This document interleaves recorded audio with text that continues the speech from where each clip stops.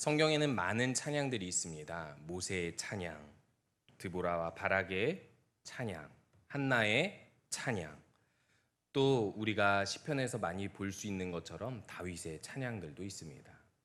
근데 보통 이 찬양들의 공통점은 무엇이 있냐면 자신이 본 것, 경험한 것을 근거해서 하나님을 고백하고 찬양한다는 것입니다. 우리들은 그래서 쉽게 이렇게 생각할 수 있습니다. 무언가 하나님의 위대한 일을 경험해야지만이 하나님의 위대한 일, 어떤 훌륭한 위대한 변화를 봐야지만이 하나님을 찬양할 수 있지 않을까. 즉 찬양할 만큼 상황이 주어져야 우리가 찬양할 수 있지 않을까. 우리들은 오해하기 쉽습니다. 성경에 기록된 찬양들은 한 가지 목적이 있습니다. 아직 그 일을 경험하지 못한 이들에게, 후대이죠. 혹은 그것을 이미 경험한 이들에게 다시 하나님의 위대한 일들을 듣고 믿음으로 보고 다시 한번 그 말씀을 통해 하나님의 위대한 일을 경험하며 믿음으로 하나님을 소망하고 그 시대를 살아가기 원하셨던 것입니다. 마리아는 그러면 지금 이 찬양할 만한 상황이 될까요? 천사의 말씀을 받은 마리아는 천사의 말씀 앞에서 이렇게 고백하게 되죠. 38절에 주의 여종이오니 말씀대로 내게 이루어지이다라고 이야기하면서 고백하면서 지금 천사가 전한 이 말씀, 처녀의 몸에서 하나님의 아들이 태어나 이 땅 가운데 온 세상을 다스리시고 공평과 정의를 새롭게 하시는 왕이 태어날 것이다라는 이 말씀이 자신에게 이루어질 것이라고 확신하며 순종으로 받아들입니다. 그런데 그 다음에 마리아가 바로 그 자리에서 찬양하는 것이 아니라 우리가 오늘 읽지는 않았지만 39절에서 45절에서 보면 이때 마리아가 일어나 빨리 산골로 가서 유대 한 동네에 이르렀다라고 이야기하고 있습니다. 마리아가 갈릴리 나사렛에 살았던 한 사람으로서, 한 여인으로서 유대 한 동네에 이르렀다라는 것은 아주 먼 길, 산 깊은 골짜기를 험한 길들을 지나 달려갔다라는 것을 이야기하고 있습니다. 마리아가 왜 이곳에 찾아갔을까요? 그곳에 천사가 전한 말씀대로 엘리사벳에게 무슨 일이 일어났는지, 혹은 자신에게 일어난 일, 이 하나님의 말씀을 아마도 공유하려고 그곳으로 찾아갔다라고 우리들은 볼 수 있습니다. 그런데 그곳에서 엘리사벳이 마리아가 자신이 전해 들은 말씀을 증언하기도 전에, 이야기하기도 전에 엘리사벳이 바로 성령 충만한 가운데 이렇게 증언합니다. 내 주의 어머니가 오는구나. 그리고 주께서 하신 말씀이 반드시 이루어지리라고 믿은 그 여자에게 복이 있도다라고 성령 충만한 가운데 증언을 하게 되죠. 그리고 이 엘리사벳의 증언을 듣고 오늘 마리아의 찬양, 이 고백이 이루어지게 됩니다. 마리아는 찬양할 만한 상황을 보았습니까? 아니면 경험했습니까? 아직 그 태중에 예수 그리스도의 어떤 그 생명이, 그 예수 그리스도가 꿈틀대거나 태동한 것이 아닙니다. 단지 하나님의 말씀을 천사에게 전해 들었을 뿐이고 그 말씀을 엘리사벳의 성령 충만한 증언을 통해 다시 한번 확인받았을 뿐입니다. 그런데 이 성령 충만한 증언을 통해 자신이 들은 말씀을 다시 한번 확인하게 되고 확신하면서 마리아도 그 확신 가운데 믿음으로 무엇인가를 본 것입니다. 믿음으로 무엇인가를 보는데 그 믿음으로 함께 오늘 이렇게 하나님을 향한 찬양을 고백하고 있는 것입니다. 오늘도 이 마리아의 찬양을 통해서 다시 한번 우리에게 주어진 말씀이 우리에게 어떻게 일어나고 있는지, 또 어떻게 일어날 것인지, 우리들은 우리 가운데 하나님께서 어떤 일을 할 것인지를 같이 확인하고 마리아와 엘리사벳이 증언하고 찬양한 것처럼 함께 주님을 확신 가운데서 찬양하시는 우리 성도님들 되시기 바랍니다. 그렇다면 마리아는 어떤 확신으로 찬양하고 있을까요? 첫 번째로 마리아는 이렇게 고백하고 있습니다. 내 영혼이 주를 찬양하고 내 마음이 하나님 내 구주를 기뻐하였음은, 그 이유는 48절에 그의 여종의 비천함을 돌보셨음이라라고 이야기하고 있습니다. 여기서 말하는 마리아의 비천함은 무엇일까요? 당시 자신이 가지고 있었던 신분 혹은 능력, 상황이 너무나도 비천한 상황 혹은 능력 혹은 신분을 가지고 있다라고 이야기하고 있는 것입니다. 마리아가 정말 비천한 존재였을까요? 어떻게 보면 이 단어의 쓰임이 적절하지 않아 보일 수 있습니다. 마리아가 그렇게 비참한 존재일 리가 없거든요. 그저 평범한 존재이겠죠. 한 평범한 처녀로서 유다의 자손인 요셉, 다윗의 자손인 요셉과 결혼하게 된 마리아가 그리 비참한 처지의 여인이라고 우리가 평가하기는 어렵습니다. 그런데 마리아는 왜 자신을 비천하다라고 표현하고 있을까요? 이것은 하나님의 존재 앞에서 자신의 존재가 너무나도 비천한 존재라고 표현하고 있는 것입니다. 그리고 더 중요한 것은 그 뒤에 고백하는 것처럼 49절, 51절에서 나오는 것처럼 능하신 이가 큰 일을 행하시고 그리고 그의 팔로 힘을 보이시는 그 하나님의 위대한 존재와 능력에 비해 자신은 보잘것없다라는 것을 표현하고 있는 것입니다. 하나님의 일을 하기에, 하나님의 위대한 일을 맡아 감당하기에 자신의 존재는 아무것도 할 수 없을 만한 능력 없는 존재 혹은 그럴 만한 신분, 그럴 만한 상황이 아니라는 것을 고백하고 있는 것입니다. 어떻게 보면 우리가 이렇게 하나님 앞에서 비참한 존재인 것처럼 느껴질 때가 있습니다. 그것은 우리가 기대했던 것이 무너질 때인데, 어떤 기대가 무너질 때입니까? 하나님께서 주신 확신, 그 비전이 어떤 소망 가운데 내가 일을 계획해서 이렇게 이루고자 했는데 무엇을 할 수 있을 거라고 생각해서 그 계획을 세워놨는데 그 계획이 어떤 상황, 어떤 사람에 의해서 모두 깨져버리는 것입니다. 모든 계획이 틀어져 버리는 상황에 당면하면 우리는 찬양은커녕 무슨 일을 혹은 다른 대책을 세울 만한 생각이 전혀 들지 않는 것입니다.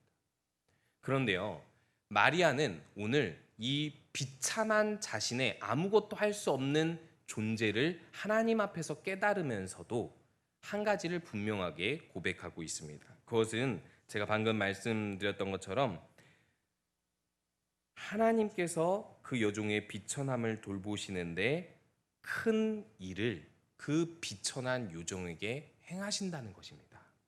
그의 팔로 그 위대한 일을 계획하시고 그 계획하신 대로 행하신다는 것을 마리아가 고백하고 있는 것입니다.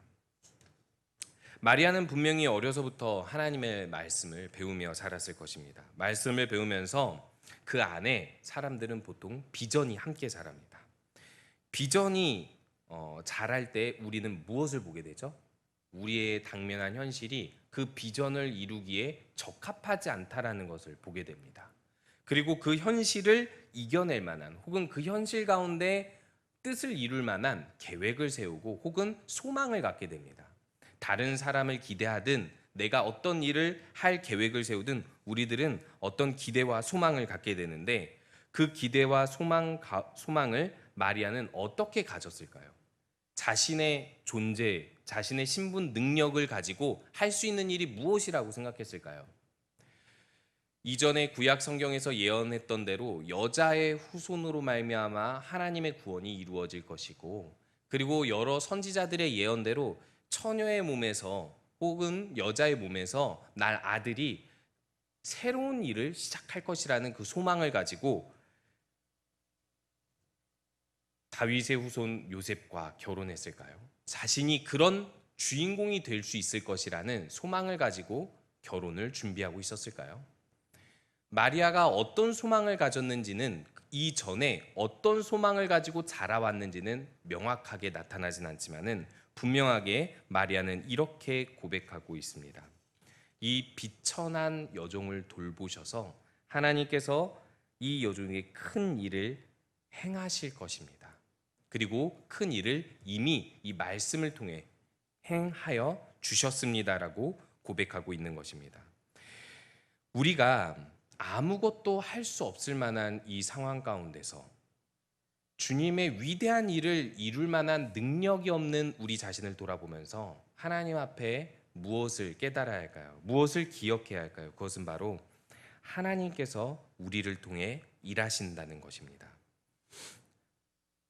하나님께서 우리를 통해서 일하여 주시기 때문에 하나님께서는 분명히 새로운 일을 행하실 것입니다. 그리고 더불어 마리아는 두 번째로 이렇게 찬양하고 있습니다. 50절에 보면 긍휼하심이 두려워하는 자에게 대대로 이르는도다라고 찬양하고 있습니다. 자신에게 하나님께서 어떤 큰 일을 행하시는데 그 내게 행하시는 위대한 일이 구체적으로 어떻게 나타날 것인지를 오늘 이 50절의 말씀을 통해서 고백하고 있는 것입니다.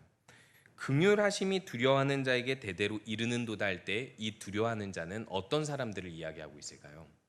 하나님을 경외하는 사람들을 이야기하고 있습니다.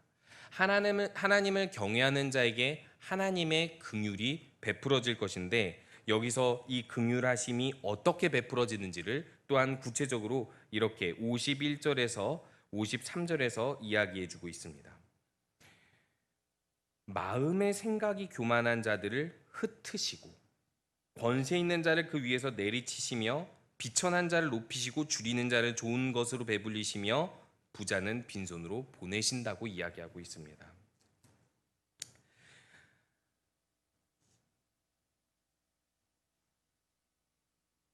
여기서 마음의 생각이 교만한 자들을 흩으셨다라는 것은 교만한 사람들, 즉 하나님이 없는 듯 사는 사람들, 하나님을 인정하지 않고 하나님의 그 일들, 하나님의 권위를 인정하지 않고 교만한 마음을 품고 자신이 온 세상에서 무엇인가를 할 수 있는 것처럼 생각하며 사는 자들을 이야기하고 있습니다. 그런데 여기서 마음의 생각이 교만한 자들을 흩으셨다라는 것은 그 교만한 자들의 마음을 흩으신다라는 것입니다.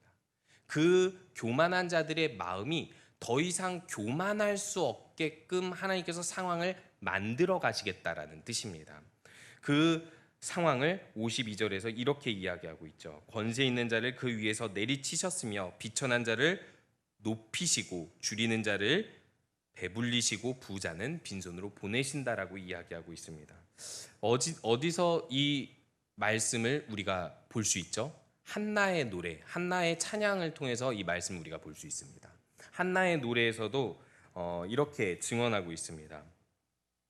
여호와는 가난하게도 하시고 부하게도 하시며 낮추기도 하시고 높이기도 하시는도다 이야기하면서 결국 가난한 자를 진토에서 일으키사 하나님께서 영광의 자리를 차지하게 하시는도다 하면서 여호와를 대적하는 자는 산산이 깨서 부서지는 모습을 고백하고 있습니다. 마리아가 이 한나의 찬양과 동일하게 고백하고 있는 이유가 있습니다.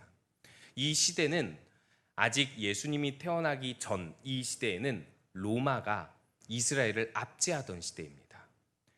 이때 이스라엘 사람들은 사실 나라를 잃어버린 지 오래되었기 때문에 바벨론, 페르시아, 헬라 제국 그리고 이제는 로마 제국의 통치를 받으면서 자신들의 주권, 자신들의 어떤 종교적인 주권과 나라의 주권을 행사하면서 살 수 없었습니다. 오히려 그 모든 주권을 가진 세상의 통치자들, 권세자들이 하나님을 모르고 하나님이 없이 인간의 힘으로 모든 권세를 굴복하고 그리고 심지어는 공평하지 못하게 정의롭지 못하게 나라를 지배하는 모습들을 보며 살아왔을 것입니다. 그런데 이때 마리아는 한 가지 소망의 말씀을 듣게 되죠. 천사의 전한 말씀을 통하여서 다윗의 왕위를 다시 가지고 오시는 이 지극히 높으신 이의 아들이 태어날 것이고 이 아들은 성령의 능력으로 태어나 이전에 있었던 사무엘 시대에 한나가 노래했었던 이 역사보다도 더 위대한 일을 하나님께서 이루신다는 것입니다. 누구라도 하나님의 말씀을 어려서부터 배웠던 사람들은 이 시대에 알고 있었을 것입니다. 사무엘 시대 때 한나의 노래, 한나의 찬양처럼 실제로 엘리 가문의 아들들, 인간적인 탐욕을 가지고 종교 세력을 쥐고 있었던 사람들이 그 사람들을 하나님께서 끌어내리시고 오히려 낮은 자 사무엘을 통해서 그 나라를 새롭게 하시고 또 인간적인 세력을 강하게 쥐고 있었던 사울을 끌어내리시고 다윗처럼 작은 자를 하나님께서 다시 세우셔서 하나님 나라를 새롭게 하시는 그 역사를 마리아는 분명히 기억했을 것입니다. 그 역사를 기억하면서 무엇을 소망했을까요? 그 역사가 반복된다 정도가 아니라 그 역사보다 더 위대한 일을 하나님께서 이 마리아를 통해 이루신다라는 것을 분명하게 보게 되는 것입니다. 이것을 보고 경험하면서 마리아는 한 가지 소망을 갖게 되는 것입니다. 하나님을 경외하는 자들을 통해서 이 세상에 공평과 정의를 새롭게 하신다라는 소망입니다. 실제로 신자가 아니라 불신자들도 공평과 정의를 꿈꿉니다. 로마서 2장 15절 16절에서 나타나듯이 율법 없는 이방인도 본성으로 율법의 일을 행할 수 있다고 이야기합니다. 그들은 그 하나님께서 심어주신 모든 일반 사람들이 가지고 있는 양심으로 윤리, 도덕, 법을 세워가기도 합니다. 그래서 어떻게 보면 하나님의 의와 조금 닮아 있는 모습들을 우리는 보게 되죠. 하지만 문제가 있습니다. 인간은 통치자가 되고 그리고 자신이 공평과 정의를 하나님 없이 세울 수 있다고 생각하는 순간부터 공평하지 못하게, 정의롭지 못하게 자기 방식대로 세상을 지배하려 들고 바꾸려고 합니다. 이것이 하나님을 모르는 자, 하나님을 믿지 못하고 성령이 그 안에 없는 자들의 한계인 것입니다. 그래서 어떻게 보면 이 불신자들도 공평과 정의를 꿈꾸면서 이 사람 저 사람 지도자를 세우고 따라가곤 합니다.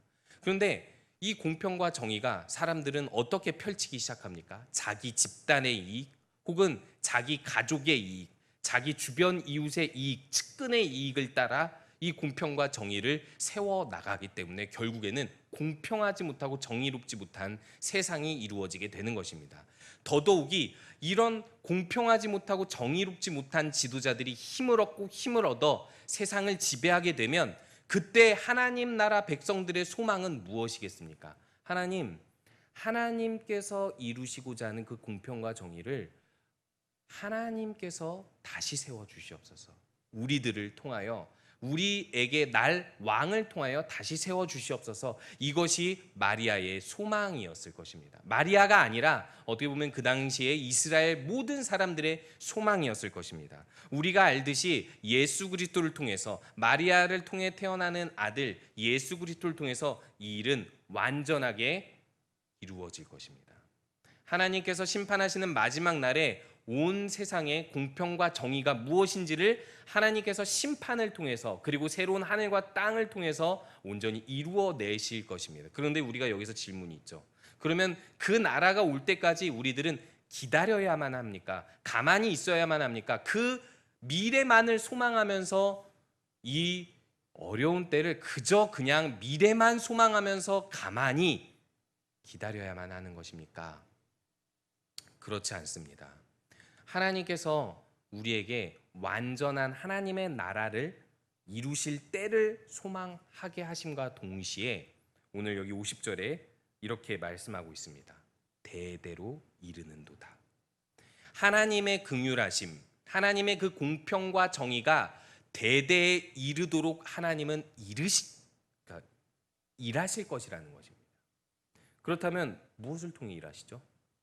하나님은 나중에 오실 예수 그리스도를 통해서만 일하실 거니까 우리들은 아무런 일도 못하는 것일까요? 아닙니다. 하나님께서는 예수 그리스도를 왕으로 삼고, 그리고 여기서 나타난 것처럼 하나님을 경외하며 이 땅에 하나님 나라를 이루어가는 우리들을 통해 이루실 것입니다. 어떻게 보면 우리가 이 코로나19 혹은 여러 가지 사회적인 이슈들로 인하여서 마음이 많이 상해 있을 수 있습니다. 나라에 있는 지도자들이나 혹은 국민 곳곳에 보면 자기 집단의 이익을 위해서 공평하지 못하고 정의롭지 못한 일들을 자꾸만 만들어내고 사회가 혼란에 빠지는 것을 보면서 우리가 이들 때문에 피해를 봐야 하나라는 생각을 할 수도 있습니다. 그런데요, 우리가 이때에 다시 한번 기억해야 할 것은 하나님은 분명히 우리를 통해 세상에 공평과 정의를 이루어 가실 것입니다. 즉 하나님의 백성들, 우리가 하나님을 경외하며 함께 모여 이루어가는 이 교회를 통해 하나님은 이 세상에 공평과 정의를 보이시고 이루시기를 원하십니다. 그 긍휼하심이 대대에 이룰 수 있도록 우리가 바로 일해야 하는 것입니다. 그래서 마리아는 자신 가운데 이루어질 하나님의 일들을 소망하면서 이 찬양으로 고백을 하게 되는 것입니다. 마지막으로 마리아는 이렇게 찬양하고 있습니다. 54절에 보니까 그 종 이스라엘을 도우사 긍휼히 여기시고 기억하시는 하나님을 고백합니다. 그런데 하나님께서 이스라엘을 도우사 긍휼히 여기시고 기억하시는 하나님이 무엇을 통해 일하시는지를 55절에서 이렇게 분명하게 말씀하고 있습니다. 우리 조상에게 말씀하신 것과 같이 아브라함과 그 자손에게 영원히 하시리로다. 여기서 말하는 아브라함과 그 자손 할 때 이 그 자손을 갈라디아서에서 이렇게 말하고 있습니다. 이 약속들은 아브라함과 그 자손에게 말씀하신 것인데 여럿을 가리켜 그 자손들이라 하지 아니하시고 오직 한 사람을 가리켜 내 자손이라 하셨으니 곧 그리스도라. 하나님께서 아브라함을 통해서 여러 자손을 주셨죠. 그런데 그 자손 중에서 한 자손만이 하나님의 백성이라 칭함을 받습니다. 누구냐면 이삭입니다. 그런데 그 이삭을 통해서 이루어지는 하나님의 나라 가운데 하나님께서 또 한 자손을 주시는데 그것이 바로 우리가 알고 있는 그리스도 예수입니다. 아브라함과 그 자손, 유일한 그 자손을 통해서 오늘 마리아에게 하나님께서 한 아들을 주십니다. 그리고 새로운 일을 행하십니다. 바로 이스라엘을 기억하시기 때문이죠. 하나님께서 아브라함과 한 약속, 그 자손에게 한 약속, 이스라엘과 한 약속을 기억하시기 때문에 그 자손, 유일한 자손을 통해서 하나님께서 거룩한 일을 행하겠다고 말씀하시는 것입니다. 오늘 그 자손이 누구입니까? 바로 그리스도를 믿어 하나님의 백성이 된 우리들입니다. 우리들이 이렇게 생각할 수 있습니다. 하나님이 나를 통해서 일하신다는 것을 믿습니다. 그리고 또 우리를 통해서 하나님의 백성들을 통해서 세상 가운데 일하실 것도 믿습니다. 그런데요, 그때가 언제입니까? 지금 당장 하나님의 때가 이루어지지 않는 것 같은데 하나님께서 혹시 가만히 보고만 계신 것은 아닙니까? 혹은 하나님께서 보고 있지만 너무나도 오랫동안 이 때를 주시지 않는 것은 아닙니까? 즉 우리를 통하여서 하나님께서 일하시지 않을까 우리들은 의심하거나 두려워하거나 낙심할 수 있습니다. 하지만 하나님께서는 분명히 예수 그리스도를 통하여 영원히 긍휼을 베푸시는 하나님을 기억하라고 말씀하고 계십니다. 자기 아들을 아끼지 아니하시고 주시니가 어찌 모든 것을 주시지 아니하겠느냐 말씀하신 하나님께서 이제 예수 그리스도 통해서 우리 가운데 새 일을 행하실 것을 분명히 기억하라고 말씀하고 계십니다. 하나님께서는 우리를 구원하셨습니다. 예수 그리스도 그 생명, 하나님 아들의 생명을 주심으로 하나님께서는 분명히 우리를 구원하셨는데, 구원받은 백성들이 이 땅 가운데서 살면서 공평하지 못하고 정의롭지 못하고 하나님 나라가 더디 이루어지는 것을 보며 고통할 때 하나님께서는 우리를 돌보시지 않겠습니까? 예수 그리스도를 주시기까지 하며 우리들을 사랑하신 하나님께서 반드시 우리가 이 땅 가운데서 당하는 모든 고통을 돌아보시고 우리가 기대하는 하나님의 일들을 새롭게 행하실 것을 소망하시는 우리 모든 성도님들 되시기 바랍니다.